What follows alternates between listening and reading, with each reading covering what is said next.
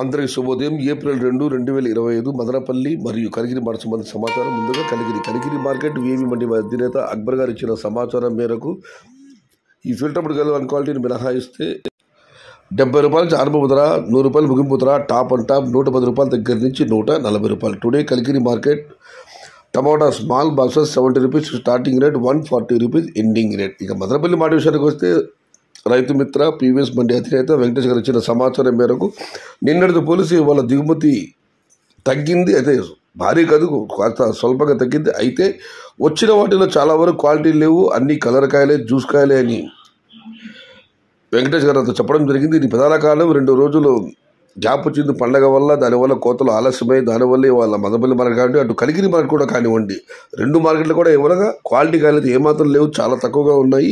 Colour కాయలు, ఈ juice కాయలు ఎక్కువగా ఉన్నాయి.